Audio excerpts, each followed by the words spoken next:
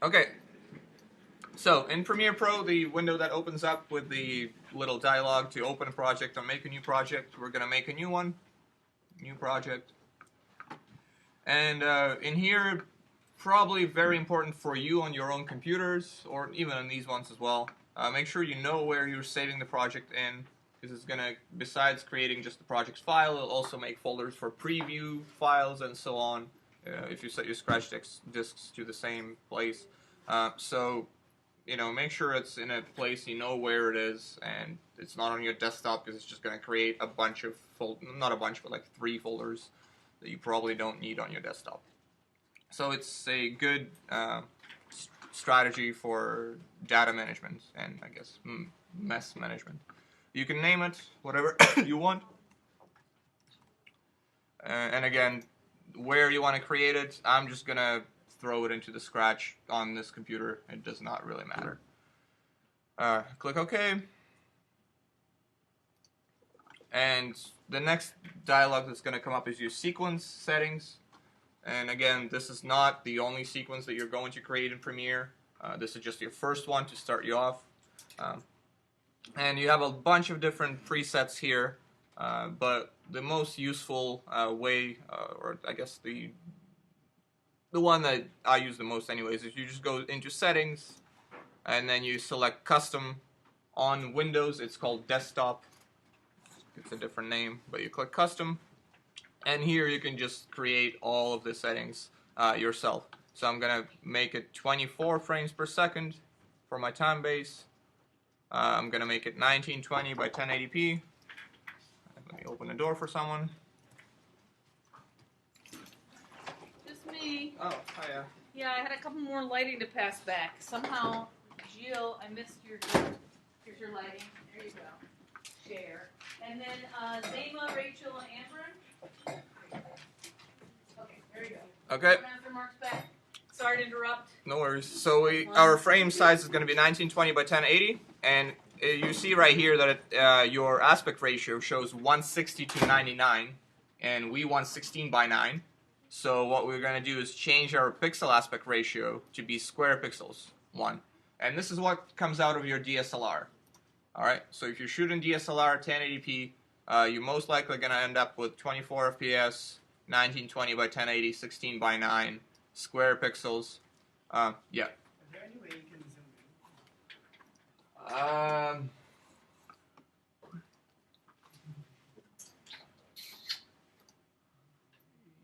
How do you know how to make a screen bigger on a Mac?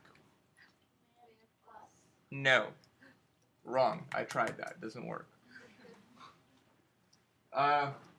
There is no way I can zoom in right now, I think. But if you can't see, just move up closer. You don't have to follow along. Just watch.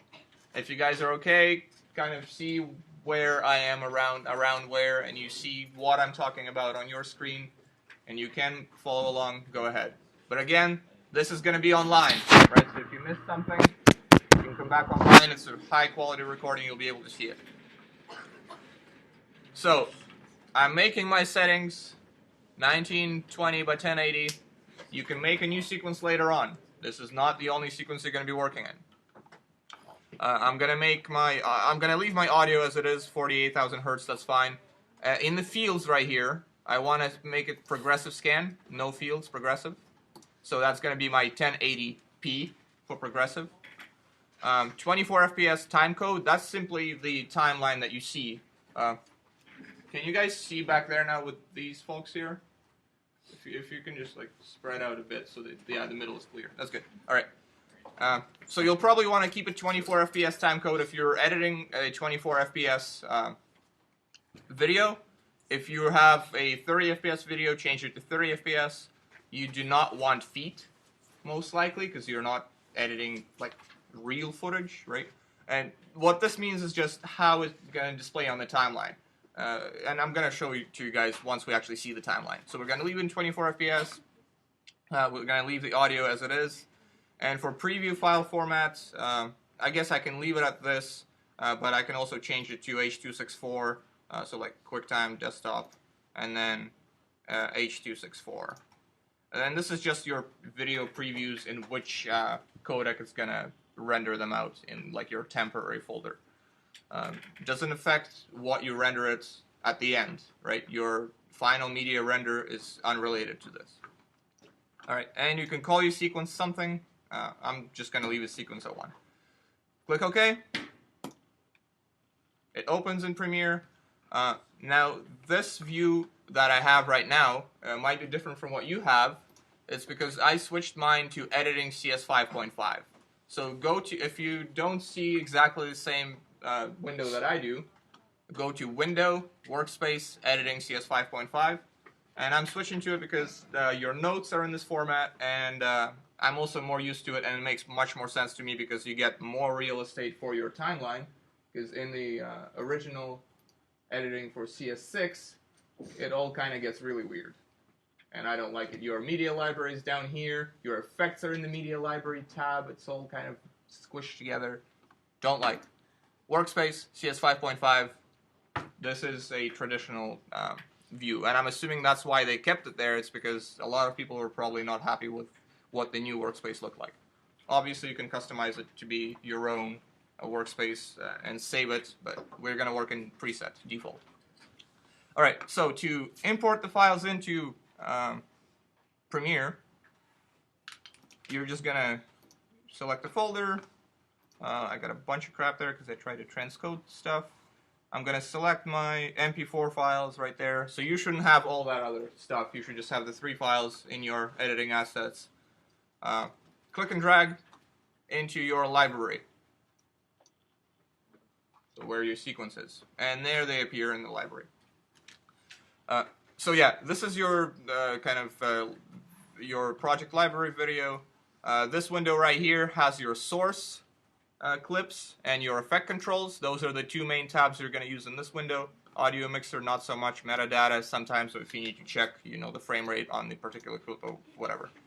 Right-hand corner is your program monitor, is what comes out of your timeline. And obviously the timeline is right down here. You have a little audio meter timeline down here. And the time code that I was talking about before is, you can see that there is your playhead position, which is your scrubber, which you can just click and drag. And right now it's at 1 minute, 16 seconds, and 0 frames. So the last number right here stands for frames. All right. So now if I press the right or left arrow keys, what I'm going to do is move 1 frame at a time. And it's going to go 1, 2, 3, 4, 5, 6, 7, 8, 9, 10, up to 23.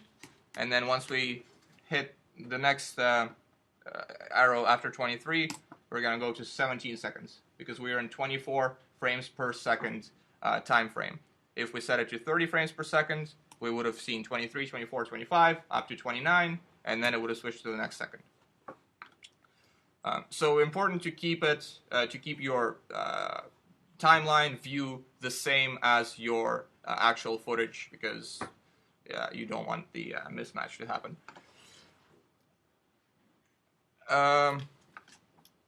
No? Okay. Do you want to know how to zoom? Yeah, please. Okay. Just figured this out. Okay.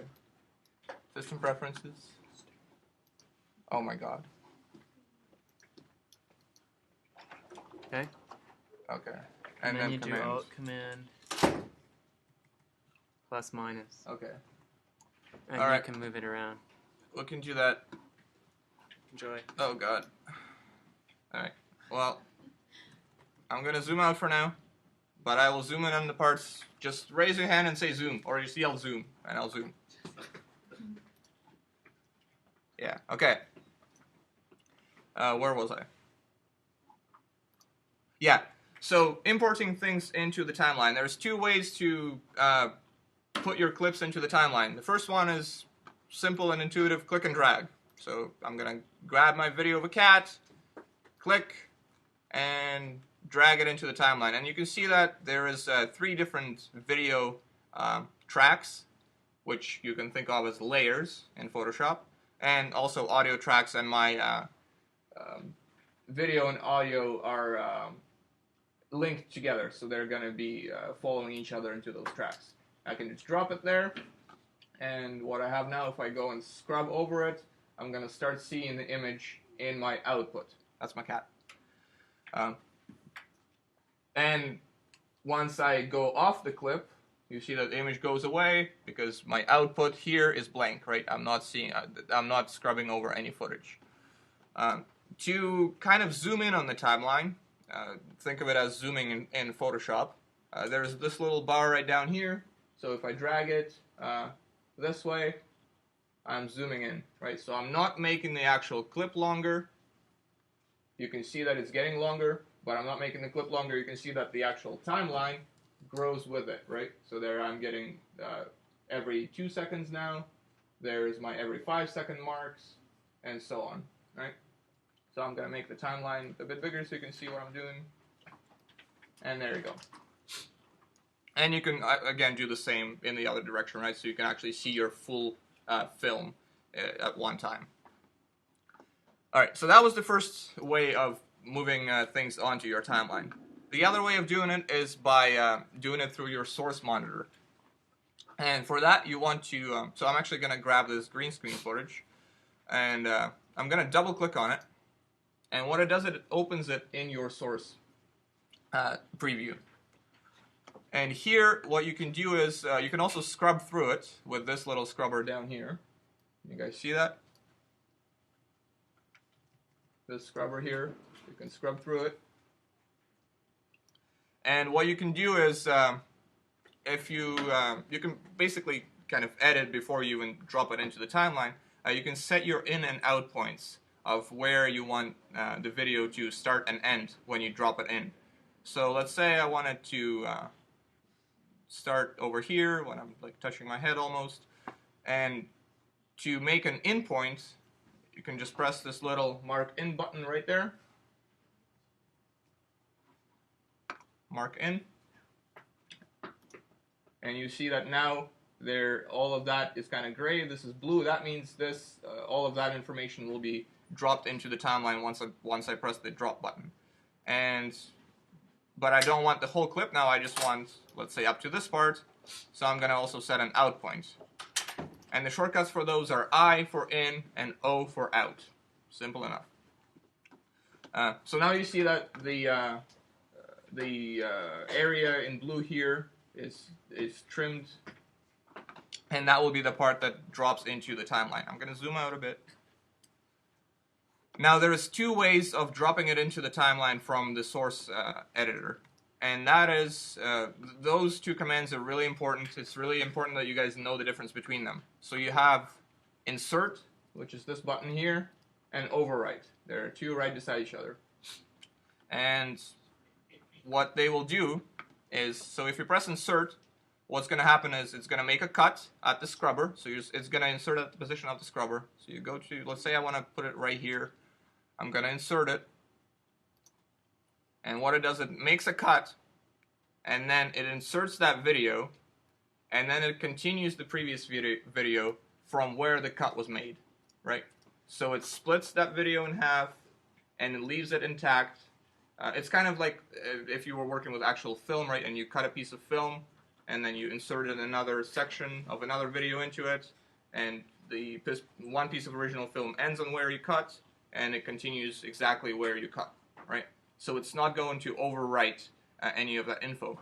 What it's going to do, though, is going to extend that clip by the amount that you inserted, right? And you can see that on the timeline here. So if I go, there is my program monitor, and that's my scrubber in the program monitor.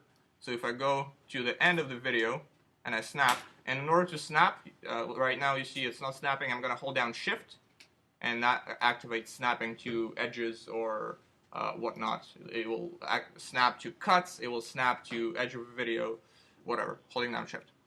And you can see that right now my video is at 50 seconds and 3 frames. That's when it ends. If I go back 1 frame, I still see it. If I go forward 50:03, that's when it ends, that's when it goes to black.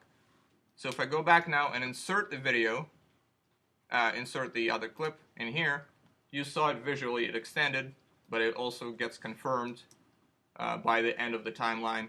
We are now at 51 seconds and 16 frames. So that's what insert does, right? What the other button you have here is overwrite, and basically does exactly what it says it does. it will look very similar to what insert looked like. Watch. What it does, it makes 3 cuts, right? You have it makes 2 cuts. There's 1 cut here, there's 1 cut here. But what it did in this case, it actually overwritten the part of that video, right? So we lost all of that. Well, we didn't lose it, but in the output monitor, it's not going to show anymore because we have this green screen overriding the video underneath it.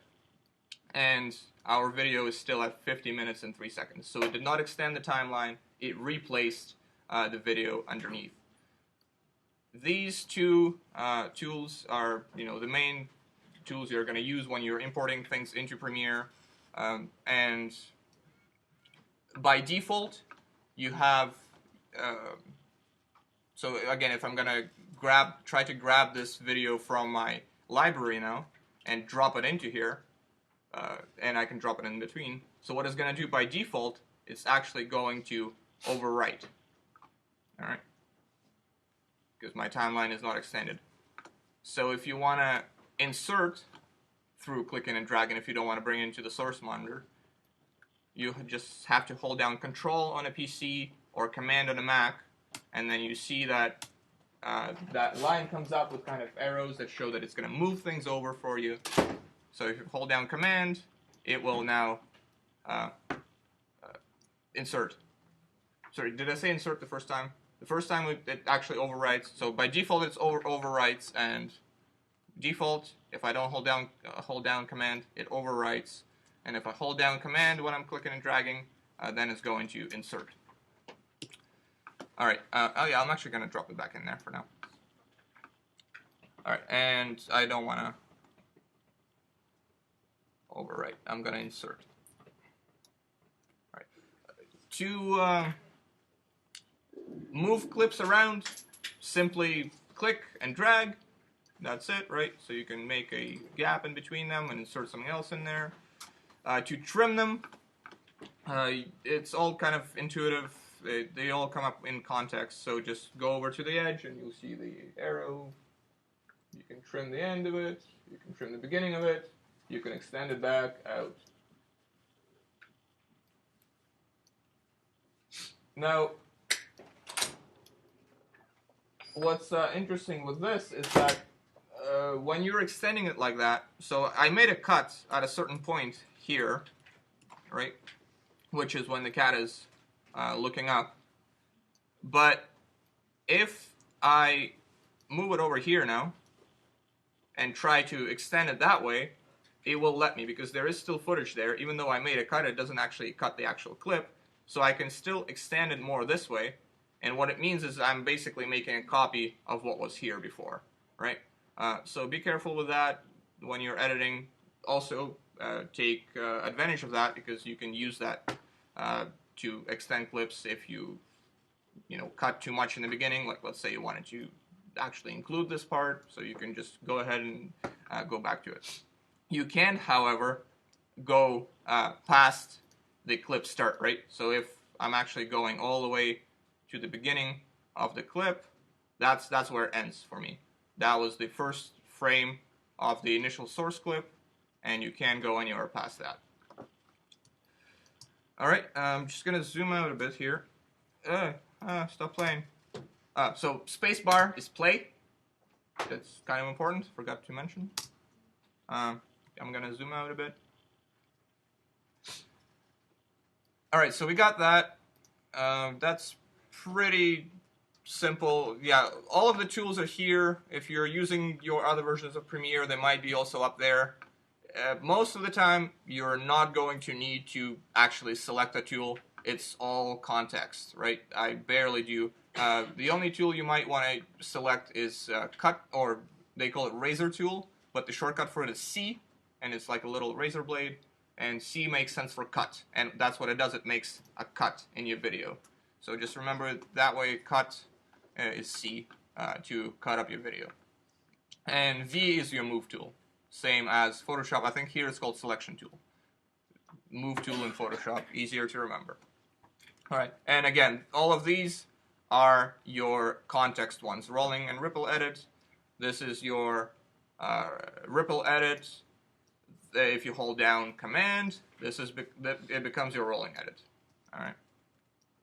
And ripple edit and roll edit are the same things. So rolling edit is going to grab one clip and extend the other, and ripple edit is going to come on, stop it. And ripple edit is going to just grab one clip and not extend the other. So create a ripple in that time frame, right? It's going to create a blank space. All right. So I think we're good with the basics. Did Harold? I think Harold covered all of that already, so it's fine. We're going to go ahead and move into the effects now, because we're running out of time here. So all of the effects that you're going to apply to your videos, including transitions, and we're going to start with transitions, are down below here. So if you go into the effects tab, so in my case it's in the left corner here, and it's different from effect controls, so don't be confused by that. So effect controls are there, and that's what you are going to use when you actually have an effect on a video. But before you can control the effect, you have to add it. So effects, I'm going to go into video transitions, and it's got a bunch of tacky cube spins and whatever you have here. But the one that you will probably use in actual, videos and films is dissolve, right? You know that we have our straight cut, and then the second most used one is a cross dissolve, and that's what we're going to use. So here's our cross dissolve, and what I'm going to do is just click and drag again. Now you can't drop a transition on the video itself. It's not going to let you. What you have to do is you have to drop it on a cut, and when you try to drop it on a cut point, you will see that you actually have that little purple area selected, and once you drop it down there, why is that red thing still there? I don't like it. There you go, it went away. So there's your cross dissolve effect on there, and it's not an effect, sorry, it's a transition. So you can double click on that, and that opens up your effect control tab. And in the effect controls, you have a bunch of like, I guess on dissolve you don't really have too many things up here, but like on cube spin you're gonna have a whole bunch of different attributes there. But the most important one here is your time frame, your timeline, right? So that's where you change how long your dissolve is. So by default, I think there's something about 2 seconds. Yeah. So by default, it's a 2-second dissolve. And let's say I want to make it 1 second, so I'm just gonna, kind of cut it in half there. There we go. And is it actually 1 second? So you can actually count frames, right? It's the same when you're in this window here. Every move is 1 frame. So 1, 2, 3, 4, 5, 6. That's actually where 6 frames here and 6 frames on the other side. So this is actually going to be half a second because we are in 24 frames per second. 12 frames is half a second. And this is going to be our half a second cross dissolve. If I play it now, you see that it's much faster. Right? You can also change where the dissolve begins. Again, just by moving it around there, or you can kind of select it in here and you can see that it starts moving around. So you can start at cut, you can end at cut, right? All pretty self-explanatory. Center at cut is halfway through. That's the most common one, I think. That's the one I usually use. So I usually don't bother with that. Okay, that's how you make a dissolve. The other one you might use is a wipe. So in here, you can go to wipe as well, and then like a regular wipe. And let's say I want to put it on the other clip here. And what's happening here is when I try to put it on the on the cut, you can see that here. Let me maybe zoom in if I have enough hands. There we go. So when I'm trying to put it on this cut, it only shows on the one side of the clip. And that's happening because there is not enough, that clip ends. There is no more of that clip in there. And the only reason it can do cross dissolves is if there is a more of that clip in there, even though it's not being displayed right now. But if you are dissolving, that clip is being displayed, right? So that's called a handle. And it's important to have handles in case you want to do dissolves or whichever transitions. So not a good practice to cut clips right at the end. I mean, if you know you're just going to do a straight cut after this, sure. But if you're doing some, artistic videos with dissolves, you might want to continue rolling for a couple at least like 3 seconds or so before you actually call a cut. It's always better to overshoot. So in this case right here, what I can do is I'm just going to zoom out all the way. So what I can do here is just take the clip, right, and I can actually, make it a bit smaller so that I have a larger handle there. And now I can actually, oh, hold on. It wasn't the green screen clip, sorry guys. It was the cat clip that wasn't letting me do the dissolve. Because that's why it wasn't, so let me go back here again for a second. Yeah, so when you do the wipe, that's why I couldn't go more into the green screen space, because the cat clip actually begins right there. So there is no more of the cap to the left of the cat to the left of it. So what I can do is actually trim the cat a little bit this way. So now I have that handle on there, and if I move it close to here now, and I insert the wipe, now it's going to let me wipe it. Okay? Yeah, so it's kind of backwards thinking a little bit. But yeah, if it's not letting you move into another clip, that means that the clip that is trying to move into it is not, there's no clip there. It's just ended, or it hasn't started yet. And same thing with a wipe, you can double click on it, you can control the speed, the position when it starts, you can, control which, from which side it comes, so north to south. There you go, you have this cut, this wipe now, right?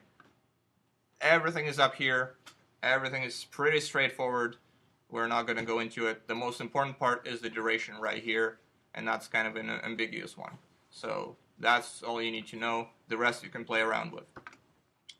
Alright, now let's go into effects. So the actual effects. Transitions are pretty simple. The actual effects now. So instead of going and looking through all of these effects, there's a whole bunch of them right there. So instead of going through and trying to find my effects, obviously if you don't know the name, you'll have to go through the libraries, but if you know what you're looking for, you can use the search bar right here. There's a little search bar, and I'm going to type in curves, or my favorite RGB curves, and there they are. And same thing, click and drag onto the clip. So you can't, effects you can't drag onto a transition, because it's not really a clip. You can't drag it on a cut, because it's a cut. So drop it on a clip. And so what's important here is effects are going on in effect controls again. And here's the thing, just dropping effects on a on a clip in Premiere does not automatically mean that you're editing the right effect controls. So here's your standard effect controls tab with a clip that has no added effects. And what you see is your video effects are your motion, which Harold is going to go into next tutorial in motion graphics, so we don't have to worry about right now. Opacity, you know what it is, don't need to go into it. Time remapping, don't worry about it for right now as well. And your audio effects. So what happens when you add an effect to it is, I'm going to click away from this clip onto this one now, is going to add that RGB curves onto this list. So this clip has 4 effects now because I added RGB curves to it. The other clip only has 3 because I did not add it. Right? So it's always important to know which clip you have selected when you're trying to edit your effect controls. And also important to know which clip you're on. So right now I'm looking at this clip, but I'm in the effect controls for this clip. So if I go ahead and try change my opacity, nothing happens, because my scrubber is at the clip that I'm not changing the effects for right now. But if I go over to this clip, I see that whatever I made changes, they still applied. Even though I didn't see them, the changes were applied. So I'll have to bring it back to 100 and I can see it now. right? So don't get confused by the position of the scrubber and the effect that you're trying to control, because then you might apply changes that you don't want. I just deleted keyframes because I accidentally made them. Don't have to worry about it right now. Harold is going to go into it. So, curves. To open it up, just click on this link. When you just introduce it, it should already kind of automatically open for you. You all know how to use curves. I'm just going to make a couple points here. Bring up my, adjust my brightness, whatnot. Adjust the color correction. Looking a bit green, so I'm going to bring down the green. Oh god, it's too much. Alright, whatever. You know how to use it. I'm not going to go too much into it. What I wanted to show you though is how to turn the effect off. So this little button here, I'm going to zoom in. So right beside your effect name, there's a little effects button that toggles it on and off, and you can see the difference happening in the preview window, not the program screen. That it toggles it on and off. So if you're not using an effect, it's always a better practice to turn it off rather than delete it, because you might want to bring it back afterwards, unless you know it's completely trash effect and you don't want it. But you have the option of hiding it, so there's no reason to delete it. Alright,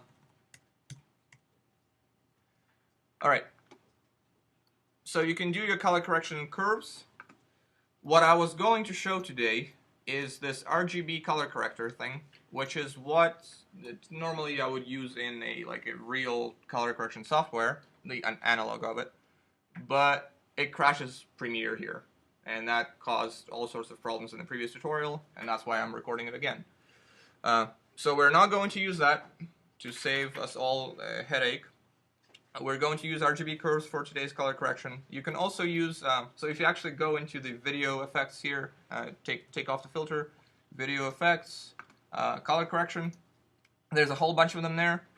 So people have been using a three-way color corrector, which kind of gives you control. First off, you have levels, right, for your brightness and darkness again, and then it gives you separate control over your shadows, midtones, and highlights. So it's sort of like levels in Photoshop, really.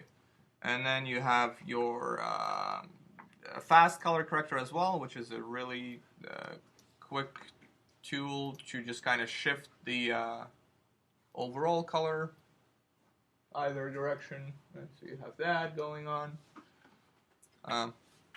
So you can use any combination of those to try and make the image that has some lighting issues as well as, exposure issues as well as color issues to it. Let's try to wrap this up quickly. So to delete an effect, you can just click on it and delete it, right? But you can hide it as well. The last effect I wanted to show you today is probably going to be a useful one.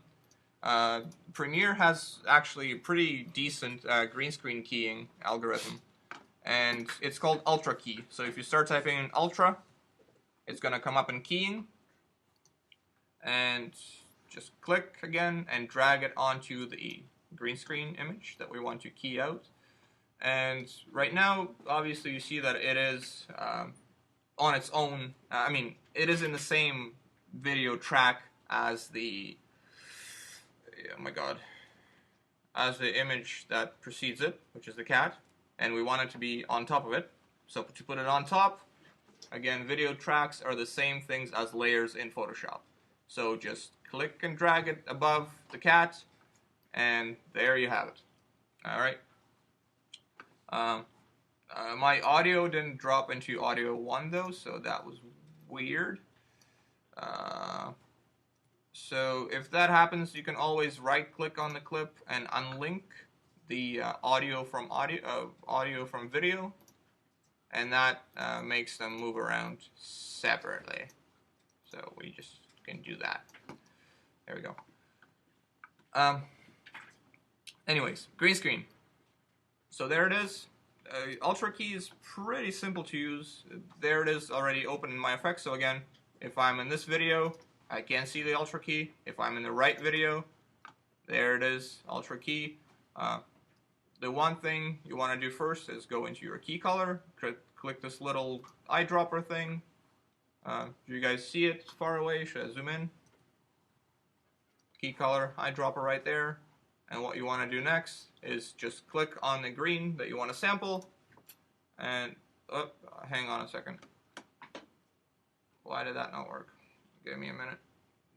That looks different now. What did I do wrong? Okay, come back a second here. Click on the green. There we go. Alright. I don't know, maybe because I was pressing command at the same time or something. So, get the eyedropper, click on the green that you want to select, and you already see that it did a pretty decent job with keying out that green. You are still getting a bunch of stuff there. You can see that the frame is still visible there. And to control that, you'll just need to go into your, mainly your matte generation first. And here, so change your pedestal. And easy way to see what those parameters do. Yeah. Can you like repeat how you did the green? Yeah. So let me roll back. So there's my green screen. I'm an Ultra key, right? There is a little eyedropper here under Ultra key and key color, right there. Just go to my green screen and click. Where's Ultra key? See, it's so, okay. I think the reason why this key not working when I'm zoomed in is because I'm actually clicking on a different color when I'm zoomed in, because my viewport is probably different for where I'm actually am. I don't know. Ultra key, okay, let me come back. I gotta zoom out all the way again. So Ultra key is in effects, so if you go into your effects tab, type in Ultra, and it should come up in keying, Ultra key. Then you click and drag it onto the green screen clip, right? And it's gonna come up in your effect controls. And in there, you want your eyedropper, and you wanna click on the green, and it keys it out. Okay, and apparently you can't be zoomed in for that because it doesn't work. It's so friggin' weird. Anyways, so you got that, and then in your matte generation, you want to change the parameters here. So again, you can start with pedestal, and an easy way to see what exactly those do is just take it to the extreme, right? So take it to 0, take it to 100. There it is. You can see it right away. So I'm gonna move that to here maybe a little bit. Tolerance is the same as your magic wand tolerance, right? It's how the difference in pixels, it measures it. Tolerance, magic wand, same thing, we know that. So change that, and if you start changing that too much, you can actually start seeing that there is you can't see it on that screen obviously, but I can see it on mine, that there is artifacting going on in my shirt. We don't want that. So we're gonna actually keep the tolerance maybe at around 40 rather than default 50. And then again, you can treat your highlights and shadows separately. So this is down here is a shadow. So all I can do is just take the shadow. Okay, and that creates a really horrible effect on my shirt, so I actually don't want to do that. So maybe I'll just go back to pedestal and trim that right out. There we go. Highlight. And take down the highlight as well. Alright, so there we go. Now I got a pretty clean keying there. Except what's happening here is that you probably can't see it on the screen, but I can see it on my screen, is that there is a little bit of a green glow around me right there. And the way to get rid of that is go into matte cleanup, and you can choke down on your selection by getting rid of a couple of edge pixels there. So I'm just gonna move it like that. So choke, and you can see the difference if I choke really hard. So soft, hard choke. And hard kind of starts looking like a cardboard cutout, right? So you definitely don't want to go too far with it. So just kind of a little bit of a choke there. That's probably decent. And you can also go into spill suppression and desaturate your spill as well. So making it green, just kind of desaturate it to gray. And gray is usually a good color to desaturate it to. And there it is. That's your green screen keying. You can play around with all these lines there. I don't know what all of them do. I just kind of, figured how to use the tool. I never watched any tutorials on it. But if there are tutorials, go ahead and watch them. This is how I do it. It works pretty fine for me so far. And yeah, so there's me petting the kitty now. Works pretty well. All right. Is that your cat? That is my cat. Yes, What's the cat's name? Kiara. My girlfriend named it. Okay. Anyways, so it's my girlfriend's cat, really, but Oh, okay. yeah, since we live together. Yeah. How do you slow down the video so that we can like change it while it runs? Like, is there any way to like slow it down? Like slow down your hand motion so that we can like. Slow down the playback. Yeah. You can change the play rate of the video, but it will actually slow it down in the timeline itself. I'm not sure if you can. I'm not sure. Down so that we can like see it slower so that like edit it properly. You know what I mean? I'm not sure if you can change it in like the scrubber movement itself. That's what I meant, yeah. I've never.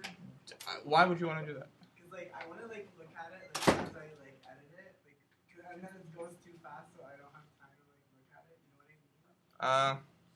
You could then, yeah, you could go frame by frame if you want. And the other way to slow it down is right click on it and go speed duration right here. So right click speed duration, but that will actually stretch the clip itself. Okay. Right? So I don't know how to do it in like a preview mode, but this will stretch the clip itself, so it's slower now. Right? But that increases its size on the timeline and its duration on the timeline. Yeah. If you wanted to move the placement of the green screen video, how would you do that? Is that an effect? See me like in the frame. Oh, okay, yeah. So that again, that's what Harold is going to go into, but it's in the motion tab of effects. So motion right here, and you have your position. So to just click and drag, you can just click this in the motion tab. You can just click this little square right there, and that will create a bounding box around the frame. And then you can just move it around. You can also scale it, right? Scale it down, so like that. You can, if I'm going to make another copy of it, oh, sorry, going to make a copy of it and paste it onto another layer. I can make doubles of me, right? So it's all in motion controls. So motion, and then here you have your scale, so you can scale the video down or up, right? You have your position, rotation, you can rotate it. It's all there. I mean, all pretty straightforward. And then you'll learn how to keyframe it with Harold, so he'll go more into it. Okay, last thing I have to show you before we actually do the tech checks is how to properly export. So, the first thing before you export is you'll probably want to make sure that your video is, if you're just going to export the entire work area, am I zoomed out all the way? Yeah, okay, I am. So right now, this right here, oh yeah, that's what I wanted to do this. All right. So right now, this right here is my entire work area.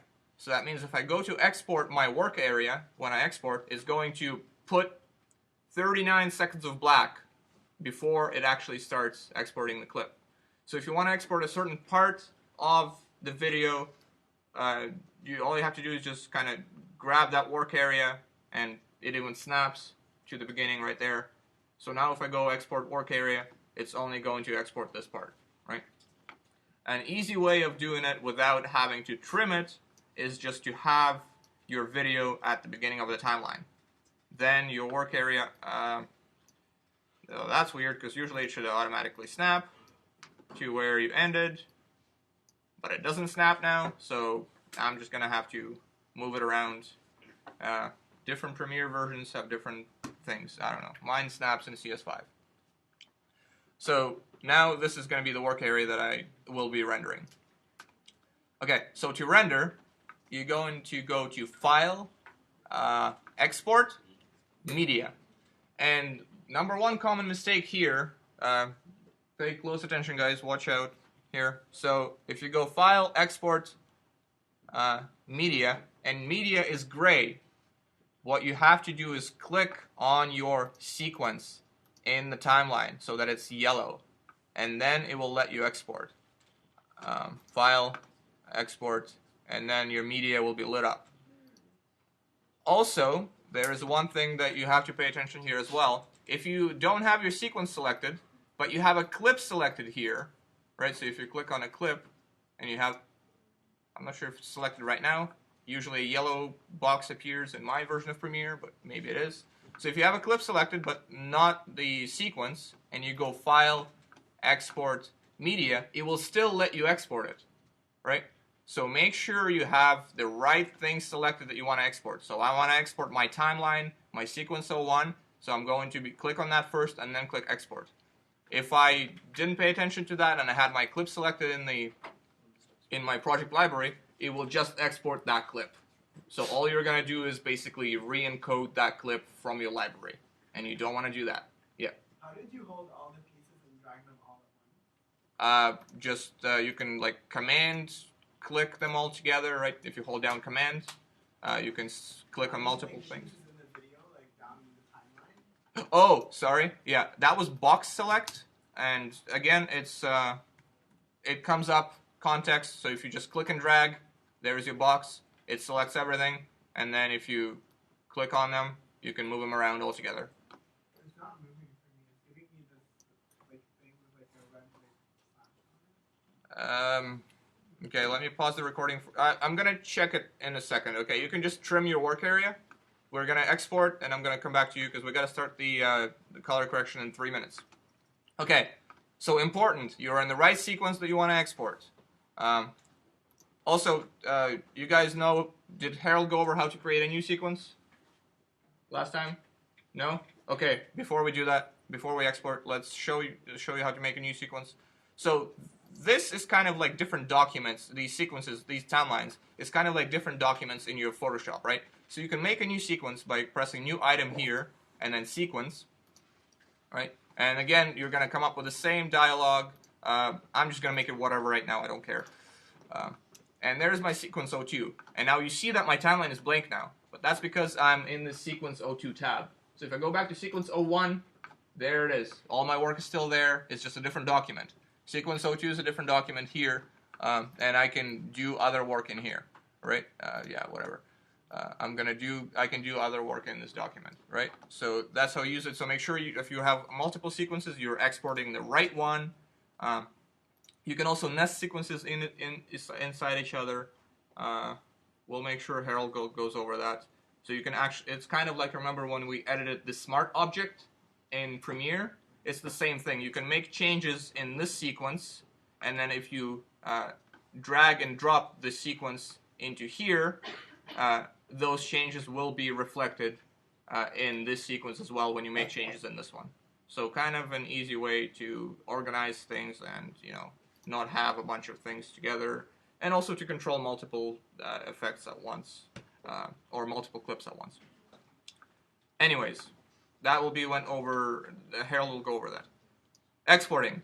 Right sequence selected, File, Export, Media. What we will want you to do, guys, is export for Vimeo. So for your format, make sure you select H.264 to do the proper compression. So remember, format, H.264, preset, there's a whole bunch of them there. Go to Vimeo HD 720p, and depending on the on the frame rate, you're gonna either want 24p or probably 30p. I don't think anybody will shoot in 25. So we're gonna go 23.976, which is 24 drop frame. That's it. So format H.264, preset Vimeo HD 23.976, 720p. Don't want it to be 1080p. Right, so here, hold on. So let me, yeah, Vimeo HD 720p 23.976 frames per second. All right, and to change the name and where it goes to, click on this yellow output name. It gives you where to save it. So I'm just going to save it right on desktop for now. And I'm going to call it the right naming protocol. So your last name, TC3, save. That changed right here. There are controls down here for your bitrate and everything else. We'll go over that later. Don't need to worry about it right now. What it's going to do is like the preset is what controls these things right here, right? So if you change the preset, all of these parameters will change as well.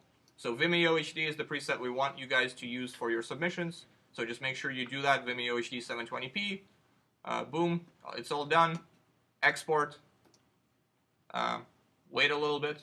This is not a long clip, so we'll just wait. I just want to show you guys how to put it in the Vimeo group because we had a lot of problems with it in the previous tutorial. So we want a record of that, and then you can start your tech checks. Alright, so once it's exported, it should be on my desktop now. I'm going to go into Vimeo. Vimeo, there it is. Alright, going to log in with my